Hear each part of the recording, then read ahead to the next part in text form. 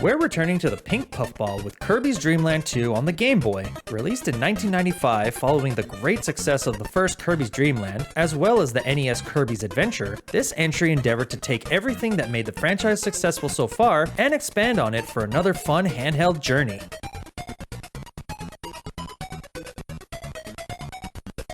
Kirby's Dream Land 2 follows the same gameplay formula as the prior two entries. He can still vacuum up enemies and shoot them out, inhale air to float, and copy powers of special enemies. What this sequel added though were 3 new animal buddies to aid Kirby on his new adventure. Rick the hamster, who can avoid slipping on ice, Coo the owl, who makes flying much easier and can fight against air currents, and Kind the fish, who makes swimming a breeze, even though his movement can struggle a bit on land. There are 7 powers available to Kirby in this game, and the animal friends can take advantage of those powers too in different ways. This effectively quadruples the powers in their application, and also become a factor in obtaining the collectibles in this game, the Rainbow Shards.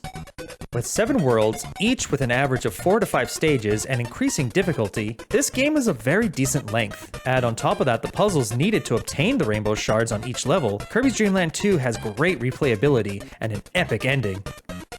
The gameplay gets a 10 out of 10.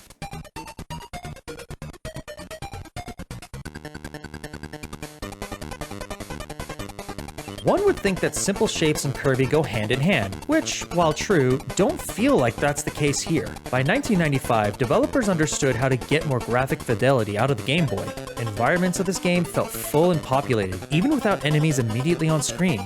Kirby and company take up just enough of the screen so that you don't feel claustrophobic and have enough time to react to oncoming threats. If you thought Kirby was cute before, the new animal friends crank that up with their charm and expressions. Each one brings something new to the table, not just in gameplay, but visuals too.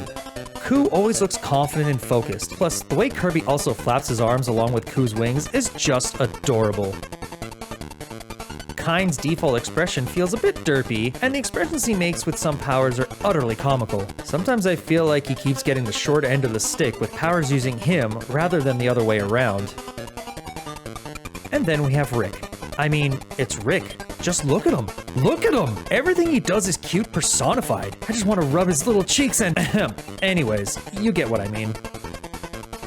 The graphics of Kirby's Dream Land 2 get a 10 out of 10.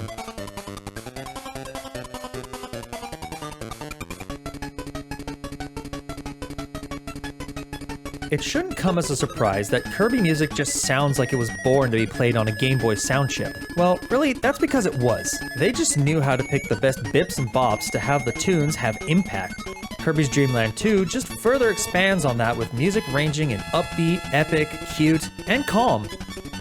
Without any exaggeration, I can say the sound effects of this game are perfect. Everything matches well, has perfect impact as needed, and aren't grating on the ears like many Game Boy sounds can be. Many power sounds make using them that much more fun. The music and sound of Kirby's Dream Land 2 gets a 10 out of 10.